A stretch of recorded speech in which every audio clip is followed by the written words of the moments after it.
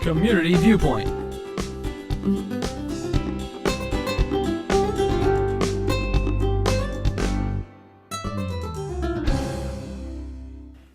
Yeah, and welcome again to another segment of Community Viewpoint. I'm John Pawlak, your host for the segment, and we have a couple of two or three topics to hit on today. So I also have with me, sitting next to me, a longtime associate here at Channel 41 and 46, Janet Errett. Janet has served in many different hats on and shoes and whatever, so Yeah. You may have seen her through the years. She'll be talking about a specific topic after I get done with Mars Fest. Mars Fest is a festival that will be happening at Death Valley National Park to be part of their, as they call it, the Celestial Centennial and Mars Fest Symposium, April 8th through the 10th this year. They'll celebrate the park centennial. It's hosting the Centennial and Night Sky and Space Festival, and that'll be held on between the 8th and 10th of April. I have a small video from, I believe his name is Andy Weir. I don't know if he's any relation to Bob Weir from the Grateful Dead. I will investigate that. But he's the gentleman that wrote The Martian. That was Matthew Damon played in. And he is going to introduce a little bit about the festival. So hopefully we can play that. Hi, I'm Andy Weir, and I wrote a book about an astronaut who becomes stranded on Mars. Its title, The Martian. Not everyone can go to Mars, but you can do the next best thing the weekend of April 9th and 10th. Death Valley, which is celebrating its 100th anniversary as a national park, is hosting Mars Fest. What's Mars Fest? Well, scientists from NASA, from JPL, and from the SETI Institute will be offering field trips and showing off technology that could be used for a real expedition to the Red Planet. Bound to be fun. Death Valley isn't exactly a perfect analog for Mars. The food's better in Death Valley, for instance. You don't need to eat potatoes at every meal. But it's pretty close as an analog, and you can actually go there. Check it out, Mars Fest. So he looks like he may have been related to Bob Weir, but anyway, folks like the SETI Institute, National Park Service, NASA Ames Research Center, NASA Goddard Space, NASA this, NASA that, a lot of high-tech people, scientists will be there, plus the Death Valley Natural History Association. They'll be bringing educators, scientists, and you, the public, and other folks to the national park to celebrate this celestial centennial. So you'll see, I believe he said, stargazing, night sky viewing, evening keynote speakers and panels. There'll be interpreter-guided field trips to different sites around the area. That's the poster they have. It's really... That's exciting. It is. What a big event. Yeah, they had it 13th, 14th, or 12th, 13th, and 14th. They didn't have it last year, but they've returned again this year. Is that in this month? Yes. April? Yeah, we just barely got it in. Oh, wow. Yes, I had almost forgot about it. Okay, so is there anything that people need to do to get the guided tours? Do they need to sign up online? Or? No, just come over there. It's free. Where is it at? And if you go to the Furnace Creek, the visitor center, you'll be able to find, it says registration is free and it's open. And if you want to go to, oh my God, it's very long, facebook.com, SETI Institute, you'll be able to find it there. SETI. That's the people who look for aliens, SETI.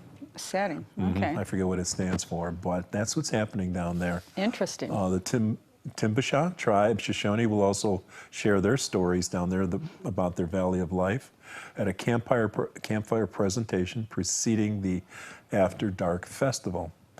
Rangers, astronomical societies, and scientists will have telescopes available for night sky viewing, as well as presentation. Talks and field trips will run through the day from Friday through Sunday. So go on out there and enjoy yourself and see what is happening in the very, very dark skies of Death Valley. People have gone down there, scientists, to practice how to circumnavigate the area, the terrain of Mars and things like that, and the moon. So, but the moon landing was not filmed there, okay, or Area 51. Well, we have some of the best stargazing in the world here. Yes. Yeah, so out in Furnace Creek, it would be really good. There, Tecopa, and then there's Tonopah, but Tonopah's a little ways from here too. Right. So also I'd like to talk about where another thing is coming up before we get to your segment. I apologize. No, you're good. Earth Day is coming up. I have the flyers out now.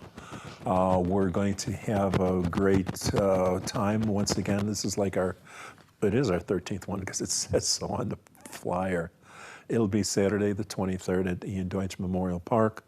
We'll have music once again. We'll have food, interactive games. We'll have giveaways of earth-friendly products, educational exhibits on groundwater, gardening, and recycling. We'll have solar power. We'll show you solar power cooking simplify. We'll be making some cookies and other goodies with our solar ovens, and we'll have crafts, animals, possibly a burrow, and a lot more. So join us there if you would, April 23rd. From 10 a.m. to 3 p.m. at Ian Deutsch Memorial Park. And if you like to, we'll be signing up folks for the May 7th town cleanup. That'll be held from 8:30 to 11:30. You'll hear more about that in the near and coming weeks. So, Janet, what would you like to talk about? Well, Channel 46 loves Coke Zero, so Coca-Cola distributors, Okay. be on notice that we'd like to have a sponsorship. The other thing is, okay, I'd like to talk about justserve.org. Okay, now JustServe, we were just talking about the town cleanup. It's going to be May the 7th.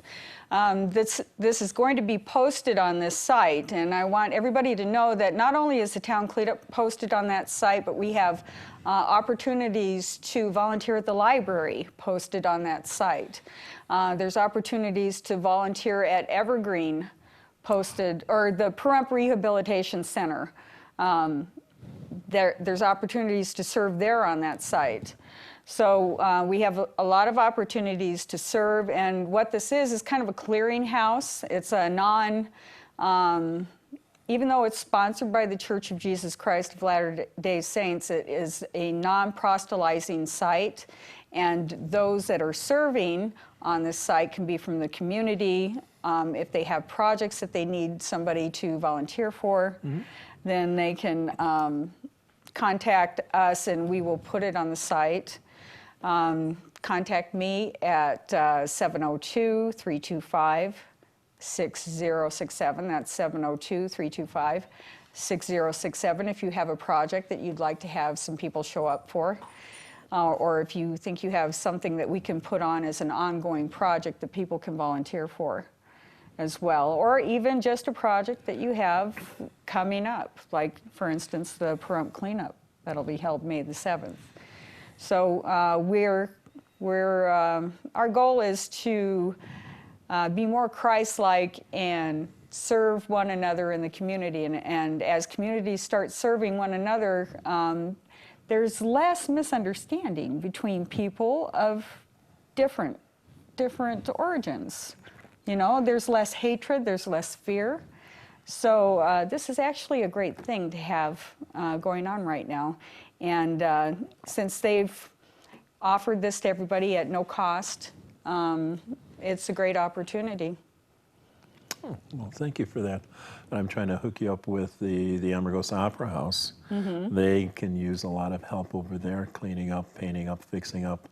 And speaking about that, hopefully we'll have them on in a week or so, because it's becoming late in the season for the Opera House, and they will stop having the ballet, I believe, about the middle of May, when it gets too hot to be in the building, because they have no air conditioning over there. Well, soon hopefully we'll have that on the site as well, and then maybe we'll have like a project where everybody can go there and paint and maybe do some landscaping. Yes. Things like that. Because Jenna McClintock has been dancing there. This is her second year, and she's got quite a following. She's expanded her repertoire, as they say, and she's done some of the dances that Marta did. Marta approved of, and then she's put some of her own that Marta has approved of also. And hopefully in a week or two, the cafe will finally be open. So hopefully we'll get Bobby Fabian here to tell us about exactly when it'll be open too. Now, also on Thursday and Saturday, you got the old guys over there with the Tonopah Tidewater Railroad, the little model railroad that every time I go there, they build it a little bit more. Is it going to be at the Opera House, or It's where's around that the at? corner. It's right next to the cafe. Awesome. But they have a little section over there with their train set up, and they love telling you about the history of the area. It's graphic history. You have the Opera House, you have Shoshone, Tecopa, all different areas over there, different mines in the area. It's fascinating history. It is, and they just love folks coming over there. Normal business hours, Thursday and Saturday. So if you get a chance, if those are the days you can make it, go see the guys over there. So they're wonderful people. And also the cafe will be opening, like I said, hopefully in a week or so. And then check out the Opera House to see Jenna dance. It's Friday and Saturday at 7 and Sunday at 2 p.m. Sometimes she gives performances on Wednesdays also. So naturally they have their hotel and rooms over there too. So they have a lot of rooms if you want to stay overnight. Have a staycation over at the Ambergos Opera House. Just take Bella Vista until you get in the T of the road and you're there. It's like 35 minutes to get there. So we're in the last minute. Thank you, Janet, for sitting in with us, and thanks for bringing the Coke. If I want to sponsor, it's going to be White Castle, but there's no way they're coming out here. So that goes with Coke. We might be able to get Coke. Yes, so thank you very much. Thank you, Noah. Thank you for watching. Community Viewpoint.